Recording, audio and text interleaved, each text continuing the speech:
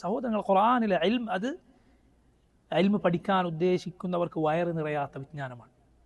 പഠിച്ചാൽ അവൻ എന്ത് നിറയുകയില്ല, വയറ് നിറയുകയില്ല. അതുകൊണ്ടാണ് ഖുർആന്റെ തഫ്സീറുകൾ ആലോചിക്കുക, അത്ഭുതങ്ങളിൽ അത്ഭുതമാണ്. ഇക്കണ്ട തഫ്സീറുകളായ തഫ്സീറുകളെല്ലാം ഇസ്ലാമിക ലോകത്തുണ്ട്. എന്നിട്ട് അതെല്ലാം കഴിഞ്ഞ് പണ്ഡിതന്മാർ വീണ്ടും അതിന് തഫ്സീറുകൾ എഴുതുമ്പോൾ നോക്കൂ നിങ്ങൾ, പുതിയ പുതിയ എന്ന് പറഞ്ഞാൽ അത് ദീൻ നബി സല്ലല്ലാഹു അലൈഹി വസല്ലം പഠിപ്പിക്കാത്തതല്ല, പക്ഷെ ദീനിലുള്ള ഫായിദ തന്നെയാണ്. പക്ഷെ അതിൻ്റെ വ്യത്യസ്ത വശങ്ങൾ പറഞ്ഞു തരുന്നത് കാണാം.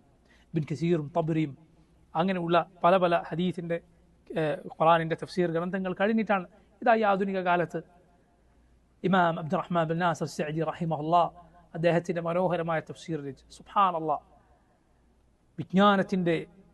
വിജ്ഞാനത്തിൻ്റെ അമൂല്യമായ രത്നങ്ങൾ നിങ്ങൾക്ക് അതിൽ കാണാം. ഇക്കണ്ട തഫ്സീറുകൾക്ക് കഴിഞ്ഞിട്ടാണ് അദ്ദേഹം എഴുതിയത്. പക്ഷേ നോക്കൂ, അതിൻ്റെ എല്ലാം മറ്റൊരു വശം ഖുർആന്റെ പ്രത്യേകതയാണ്. അദ്ദേഹത്തിൻ്റെ ശിഷ്യൻ മുഹമ്മദ് സാലിഹ് അൽ ഉസൈമീൻ റഹിമഹുല്ലാഹ്, അദ്ദേഹത്തിൻ്റെ ധാരാളം സൂറത്തുകളുടെ തഫ്സീർ പ്രസിദ്ധീകരിക്കപ്പെട്ടിട്ടുണ്ട്. അദ്ദേഹത്തിൻ്റെ ദർസുകൾ അത് കിതാബ് രൂപത്തിലാക്കി പ്രസിദ്ധീകരിക്കപ്പെട്ടിട്ടുണ്ട്. അത്ഭുതപ്പെട്ടു പോകുന്ന, നമ്മളെ ആശ്ചര്യത്തിൽ നിർത്തുന്ന ചില ഭാഗങ്ങൾ എത്തിയാൽ ബാക്കിയുള്ളത് വായിക്കാൻ തോന്നാതെ അവിടെ നമ്മൾ നിന്നുപോകും. അത്ര അമൂല്യമായ പാഠങ്ങൾ ആ തഫ്സീറിൽ കാണാം. അള്ളാഹുവിൻ്റെ കിതാബിൻ്റെ പ്രത്യേകതയാണ്. പഠിക്കുന്നേന നിനക്ക് അതിൽ കൂടുതൽ ഉൾക്കാഴ്ച, അതിൽ കൂടുതൽ ഗുണപാഠങ്ങൾ കാണാം. ഒരു ഹദീസും അതുപോലെ ദീനിയായ മറ്റു വിജ്ഞാനങ്ങളും പഠിച്ച് ഖുർആൻ ഓതിയാൽ നേരത്തെ ഓതിയതുപോലെയല്ല ഉണ്ടാവുക, പുതിയ പാഠങ്ങൾ കാണാം. സഹാബത്ത് റളിയല്ലാഹു അൻഹു അവരുടെ ജീവിതത്തിൽ നിങ്ങൾ അത് കേട്ടിട്ടില്ലേ?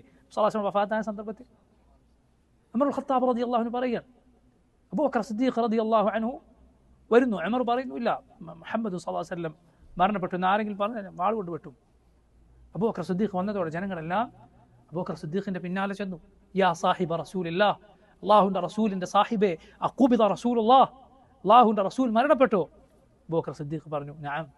യാ സാഹിബ റസൂലില്ലാഹ്, അള്ളാഹുവിൻ്റെ റസൂലിൻ്റെ സാഹിബേ, നബി സല്ലല്ലാഹു അലൈഹി വസല്ലം ഖബറടക്കണോ? ആളുകൾ ചോദിച്ചതാണ്. കാരണം അവരിൽ മുമ്പ് ഒരു നബി വന്നിട്ടില്ല. സല്ലല്ലാഹു അലൈഹി വസല്ലം വഫാത്ത് അവരെ പിടിച്ചു കുലുക്കി. അനസ് റളിയല്ലാഹു അൻഹു പറഞ്ഞതുപോലെ മദീന മുഴുവൻ ഇരുട്ടില്ല, എന്ത് ചെയ്യണമെന്നറിയില്ല. അബൂബക്കറോട് അവർ ചോദിച്ച ചോദ്യങ്ങൾ വന്നാൽ, നബിയെ ഖബറടക്കണോ, എന്താ ചെയ്യേണ്ടത് അറിയില്ല. അള്ളാഹുവിൻ്റെ റസൂൽ സല്ലല്ലാഹു അലൈഹി വസല്ലം ഫാസായി കിടക്കുകയാണ്. അവർ കേട്ട സദ്മ, അവർ കേട്ട ആ പ്രകമ്പനം അത് ചില്ലറയല്ല. അബൂബക്കർ സിദ്ദീഖ് റളിയല്ലാഹു അൻഹു അദ്ദേഹത്തിൻ്റെ വിജ്ഞാനവും സ്ഥൈര്യവും നിങ്ങൾക്ക് അവിടെ കാണാം. പ്രതിസന്ധി ഘട്ടത്തിൽ ആളുകളൊക്കെ എന്ത് ചെയ്യണമെന്നറിയാതെ ഉമറാണ് ഈ രൂപത്തിൽ പെരുമാറുന്നത്, മറ്റാരുമല്ല. സുബ്ഹാനല്ലാഹ്, ഇത്രയും വിജ്ഞാനമുള്ള ഉമറാണ് പറയുന്നത് നബി സല്ലല്ലാഹു അലൈഹി വസല്ലം ഫാത്തായി എന്ന് ആരും പറയാൻ പാടില്ല എന്ന്. എന്തായിരിക്കും ആ രംഗം?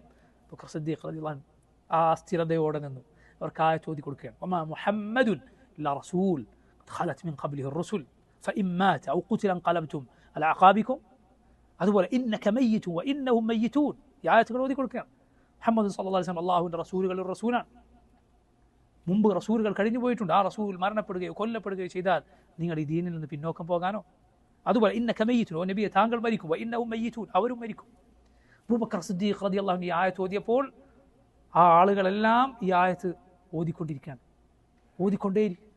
അപ്പോൾ അത് അവതരിച്ചതുപോലെ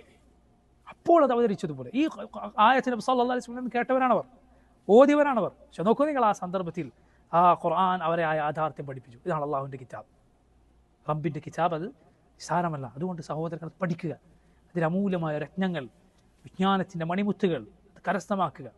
അതുകൊണ്ട് ഹൃദയത്തിന് ലഭിക്കുന്ന വിശാലതയും ജീവിതത്തിൽ ലഭിക്കുന്ന സന്തോഷവും ചില്ലറയല്ല.